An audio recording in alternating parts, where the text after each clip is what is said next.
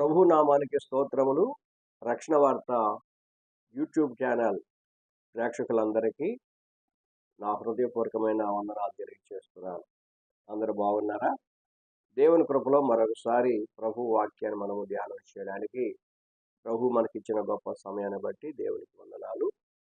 ప్రతి ఒక్కొక్కరు కూడా ఈ ప్రత్యేకమైన యూట్యూబ్ ఛానల్లో జరుగుతున్న సువార్త పరిచర్యలో రక్షణ వార్త ప్రేక్షకులందరికీ మరొకసారి వందనాలు తెలియజేస్తున్నాను.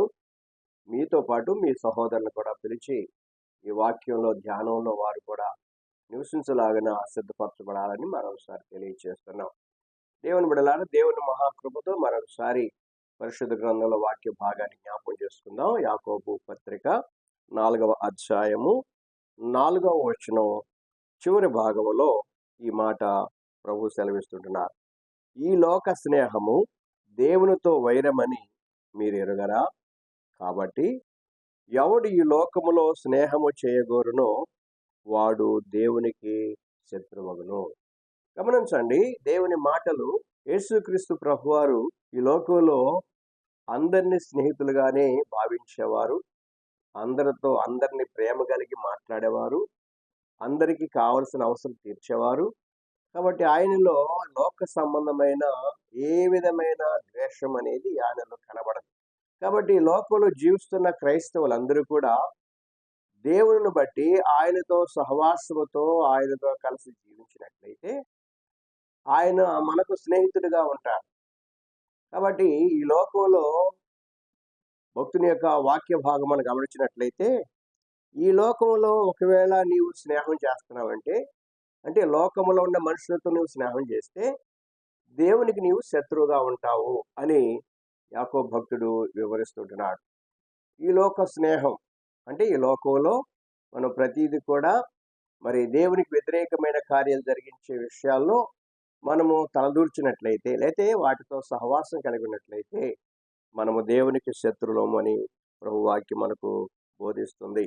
ఈ లోక స్నేహము దేవునితో వైరము, అంటే దేవునికి శత్రువులుగా ఉంటాం. కాబట్టి మనం ఈ లోకంలో స్నేహం చేస్తే మనం నేర్చుకునేది ఏంటంటే దేవునికి శత్రుత్వం అనేది మనం నేర్చుకోవాలి. కాబట్టి లోకంలో యేసుక్రీస్తు ప్రభువారు అట్టి భావం కలిగిన వాడుగా లేడు. అందరిని ఆయన ప్రేమించాడు. మనం వాక్య భాగాన్ని గమనించినట్లయితే యోహాను సువార్త 15వ అధ్యాయము దయచేసి గమనించండి. యేసుక్రీస్తు ప్రభువారు తన దగ్గరకు వస్తున్న శిష్యులను గురించి మాట్లాడుతూ, ఇప్పటి వరకు మీరు నాకు శిష్యులుగా ఉన్నారు, అయితే ఇప్పుడు మిమ్మల్ని నేను స్నేహితులుగా భావిస్తుంటున్నాను. చూడండి, 12వ వచనంలో మనం చూసినట్లయితే యోహాను సువార్త 15:12 వచనంలో, నేను మిమ్మల్ని ప్రేమించిన ప్రకారము మీరొకరినొకడు ప్రేమింపవలనటే నా ఆజ్ఞ. తన స్నేహితుల కొరకు తన ప్రాణం పెట్టినవాని కంటే ఎక్కువైన ప్రేమ గలవాడు ఎవడును లేడు. నేను మీకు ఆజ్ఞాపించు వాటిని చేసినడలా మీరు నా స్నేహితులయ్యుందురు. దాసుడు తన యజమానుడు చేయు దాన్ని ఎరుగడు గనుక ఇక మిమ్మల్ని దాసులని పిలవక స్నేహితులని పిలుచున్నాను. చూడండి, చక్కటి మాట అక్కడ మనం చూస్తున్నాం. ప్రభు బిడ్డలారా, యేసుక్రీస్తు ప్రభువారు తన వెంబడిస్తున్న శిష్యుల గురించి మాట్లాడుతూ, నేను మిమ్మల్ని ప్రేమించినట్లు మీరు కూడా లోకంలో ఉన్న వారందరినీ ప్రేమించాలి. కనుక నేను మిమ్మల్ని ప్రేమించిన ప్రకారము మీరును ఒకరినొకరు ప్రేమించుకున్నట్లయితే ఇది నా తండ్రి ఇచ్చిన ఆజ్ఞ. ఎందుకంటే తన స్నేహితుని కొరకు ప్రాణం పెట్టువానికంటే ఎక్కువైన ప్రేమ గలవాడు లేడు. నేను మీకు ఆజ్ఞాపించిన వాటిని చేసినడలా మీరు నా స్నేహితులైందరు. కాబట్టి మనం దేవుని మాటలు విన్నట్లయితే, ఆయన మనకు సెలవిచ్చిన మాట విన్నట్లయితే మనం ఆయన స్నేహితులుగా భావిస్తుంటున్నాడు. స్నేహితులంటే కలిసి జీవించేవారు, కలిసి కష్టాల్లో పంచుకునేవారు. ప్రాణం పెట్టడం కంటే ఎక్కువ స్నేహితుడు కాడు. వాక్యం చూస్తున్నాం మనం. తన మిత్రుని కొరకు ప్రాణం పెట్టువారు ఎవరంటే స్నేహితుడు మాత్రమే. అందుకని అంటున్నాడు, తన స్నేహితుని కొరకు తన ప్రాణం పెట్టువానికంటే ఎక్కువైన ప్రేమ గలవాడెవడు? నిజమే, ఈ లోకంలో యేసు ప్రభువారు మనల్ని ప్రేమించి మనతో స్నేహం చేయగోరి మన కొరకు మనం పొందవలసిన శిక్ష ఆయన పొంది తన స్నేహాన్ని రుజువుపరుచుకుంటున్నాడు. నిజమైన స్నేహితుడిగా యేసుక్రీస్తు ప్రభువారు మనకు తెలియచేయబడుతున్నారు. నిజమైన స్నేహితుడిగా తన స్వభావాన్ని మనకు బయలుపరుచున్నాడు. స్నేహితుల కొరకు ప్రాణం పెట్టుట. కాబట్టి మనం మన యేసు ప్రభు వారితో స్నేహం చేస్తుంటే ఆయన మన కొరకు ప్రాణం పెట్టాడని మనం జ్ఞాపకం చేసుకోవాలి. చాలా మంది ఈ లోకంలో లోకాన్ని ప్రేమిస్తూ లోకంతో స్నేహం చేస్తుంటున్నారు. అన్య సంబంధమైన వాటితో స్నేహం చేస్తుంటున్నారు. అపవిత్రమైన వాటితో స్నేహం చేస్తుంటున్నారు. కాబట్టి ఒక దినాన దేవుడు మనలను తీర్పు తీర్చినప్పుడు మన స్నేహం ఎవరితో? యేసయ్యతో స్నేహం చేస్తున్నామా? లోకంతో స్నేహం చేస్తున్నామా? పరిశుద్ధ గ్రంథంలో జ్ఞానైన సొలొమోను మహారాజు చక్కగా వ్రాస్తుంటున్నాడు. దయచేసి వాక్య భాగాన్ని గమనించుదాం. సామెత గ్రంథం 17వ అధ్యాయము 17వ వచనంలో ఈ మాట వ్రాయబడుతుంది. నిజమైన స్నేహితుడు విడువక ప్రేమించును, దుర్దశలో అట్టివాడు సహోదరుడుగా ఉండును. నిజమైన స్నేహితుడు విడువక ప్రేమిస్తాడు. అంటే ఎప్పుడు కూడా కలిసి ఉంటూ ఉంటాడు. మంచి సహవాసం, మంచి ఆలోచనలు, మంచి తలంపులు. ఏ పని చేసినా తన స్నేహితులు చెప్తుంటారు, ఇదిగో ఈ పని మనకు అవసరము, ఈ రీతిగా చేయాలనుకుంటున్నానంటే అతని సలహా తీసుకుంటుంటాడు. దేవుడులారా, మంచి స్నేహితుడు ఏం చేస్తాడంటే విడువక ప్రేమిస్తాడు. మంచి స్నేహితుడిగా ఉన్న యేసు ప్రభు వారు మనల్ని ప్రేమించారు. కాబట్టి ఈ లోకంలో మనము లోక సంబంధం వాటిని ప్రేమించకుండా యేసయ్యను ప్రేమించేవారుగా ఉండి యేసయ్యతో స్నేహం చేసేవారుగా ఉంటే మనకెంతో మేలు. సామెత గ్రంథం 27వ అధ్యాయం 6వ వచనం కూడా దయచేసి చదువుకుందాం. మేలు కోరి స్నేహితుడు గాయము చేయును, పగవాడు లెక్కలేని ముద్దులు పెట్టును. మేలు కోరి స్నేహితుడు గాయం చేస్తాడు. ఒకవేళ స్నేహితుడు ఏదైనా పొరపాటు, ఏదైనా తప్పిదం చేస్తే అతను గద్దిస్తాడు. అది మంచిది కాదని బుద్ధి చెబుతుంటాడు. ఎందుకంటే అతనికి ఒక అవసరమైతే ఒక దెబ్బ కొట్టైనా మంచి మార్గం నడిపిస్తాడు మంచి స్నేహితుడు. కానీ ఇక్కడ ఏమన్నాడంటే పగవాడు అంటే తనకు శత్రువుగా ఉండేవాడు అతను ఏం చేస్తాడంటే మంచి చెప్తూ ఉంటాడు. ఇదే మంచిది అని చెప్పి ముద్దులు పెడతాడని వాక్యం చెప్తుంది. లెక్కలేని ముద్దులు పెట్టును. మేలు కోరి స్నేహితుడు గాయం చేస్తే పగవాడు ఏం చేస్తాడు? మంచిదని ప్రోత్సాహం చేస్తూ ఉంటాడు, చెడ్డ పనిని ప్రోత్సాహం చేస్తుంటాడు. కాబట్టి ఆ రీతిగా ఈ లోకంలో మరి స్నేహితులైన వారు, మంచి కోరేవారు మంచి స్నేహితులుగా ఉంటారు. కనుక దీనికి కారణము యేసుక్రీస్తు ప్రభు వారే. ఆయన మన స్నేహితుడు, మనకు మంచి మిత్రుడు. ఆయన ఈ లోకంలో తల్లి మరిచిన, తండ్రి మరిచిన, నేను మరువను ఎడబాయినని చెలవించిన యేసు ప్రభు వారు మన స్నేహితుడు. ఆయనతో స్నేహం చేసిన భక్తుల చరిత్ర మనం చూస్తే నిర్గమాకాండం 33వ అధ్యాయము 11వ వచనం చదువుదాం. మనుష్యుడు తన స్నేహితునితో మాట్లాడినట్లు యెహోవా మోషేతో ముఖాముఖిగా మాట్లాడుచుండెను. చూడండి, దేవాది దేవుని దగ్గర ఉన్న మోషే ఒక మానవుడితో మాట్లాడితే ఎలాంటి సంభాషణ జరుగుద్దో అలాగే మోషే దేవునితో మాట్లాడుతూ ఒక మంచి స్నేహితుడిగా అతనికి ఒక పేరు దేవుడు సెలవిచ్చినట్లుగా ఈ వచ్చిన భాగాలు మనం చూస్తున్నాం. మనుష్యుడు తన స్నేహితుతో మాట్లాడినట్లు యెహోవా మోషేతో ముఖాముఖిగా మాట్లాడుతున్నాడు. కాబట్టి మోషే ఎంత గొప్పవాడో, ఎంత దీవించబడ్డాడనేది మనకు తెలిస్తే దేవునితో స్నేహం చేసిన వాడుగా ఉన్నాడు. అందుకని మోషేని దేవుడు ఎన్నుకొని మరి ఆయన ఇశ్రాయేలు ప్రజలకు మార్గాన్ని చూపించేవాడిగా, దేవునితో సమానుడిగా అతన్ని లోకంలో ఎంచిన వాడిగా ఉంటున్నాడు. ఆయన ద్వారా గొప్ప కార్యాలు దేవుడు చూపించాడు. ప్రజలతో గొప్ప ఆశీర్వాదకరమైన కుటుంబాలతో బిడ్డను సిద్ధపరిచాడు. ఎందుకంటే ఆయన మంచి స్నేహితుడిగా భావించుకున్నాడు యెహోవా దేవుడు. దినాన మనము మోషే వలె ఆయనతో స్నేహం చేసేవారుగా ఉంటున్నామా? ఆయనతో స్నేహం చేయటం అంటే ఆయనలో భావం మనం కలిగి ఉండాలి, ఆయనలో ఉన్న మూర్తిమత్వాన్ని కలిగి ఉండాలి. దేవుని వాక్యం చెబుతుంది, నేను పరిశుద్ధుడైన ప్రకారము మీరు కూడా పరిశుద్ధులుగా ఉండండి.